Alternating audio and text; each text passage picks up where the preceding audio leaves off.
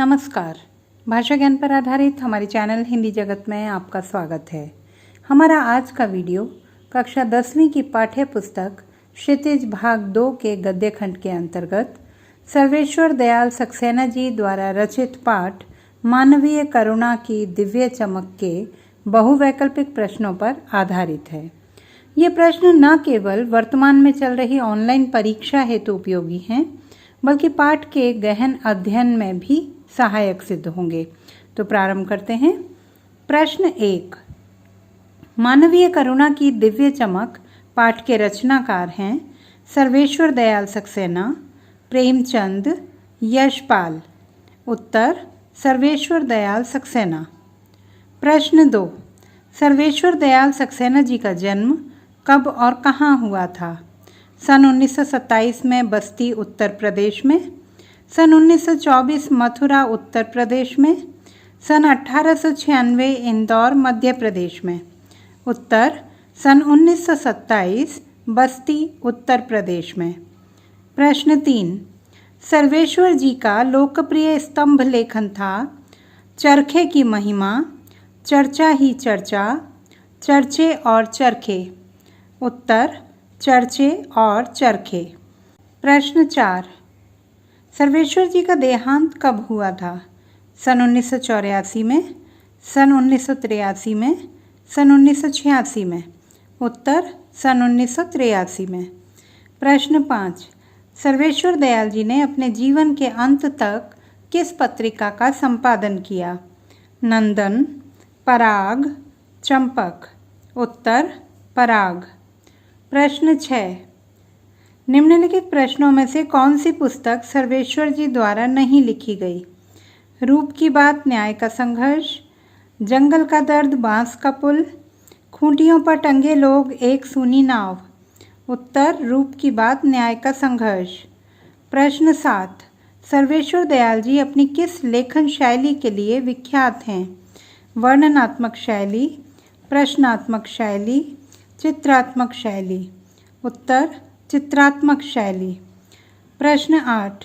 मानवीय करुणा की दिव्य चमक पाठ की विधा है निबंध, संस्मरण, कहानी।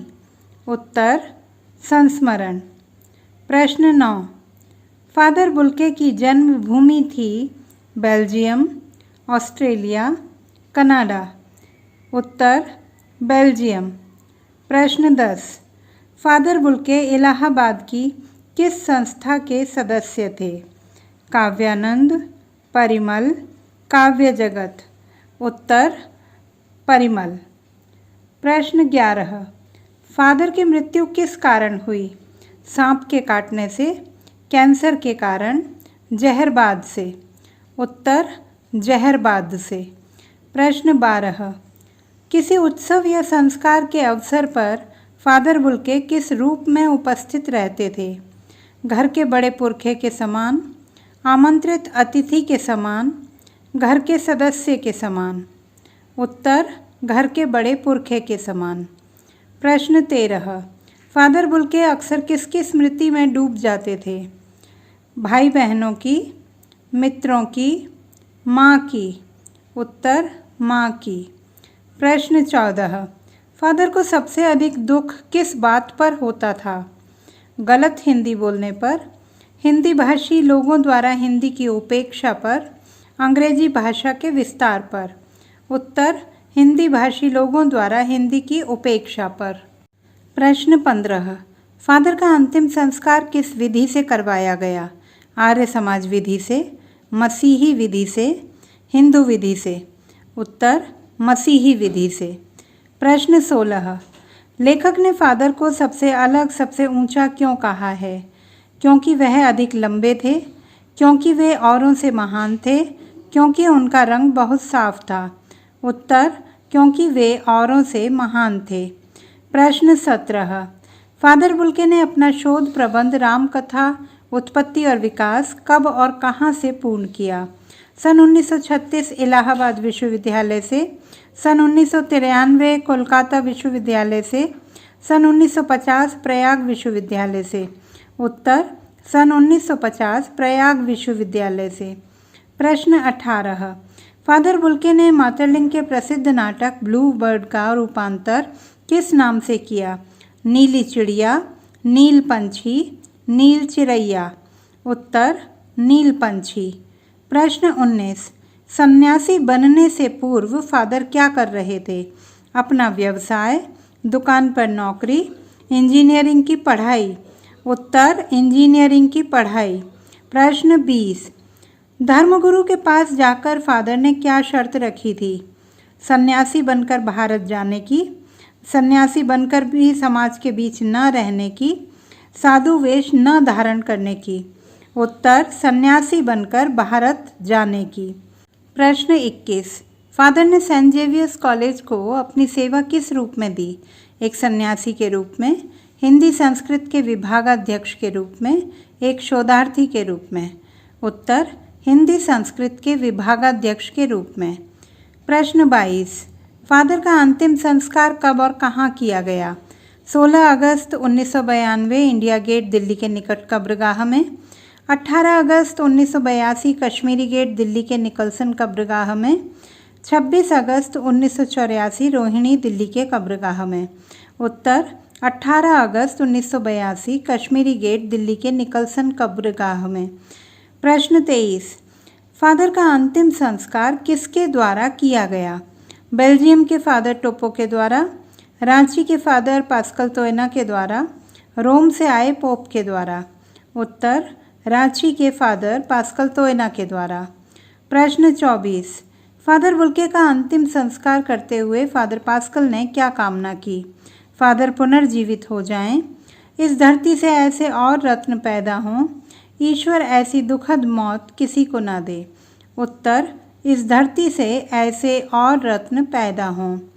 प्रश्न 25। फादर को कैसे वृक्ष के समान कहा गया है? बरगद के वृक्ष के समान, पीपल के वृक्ष के समान, छायादार फल फूल और गंध से युक्त वृक्ष के समान।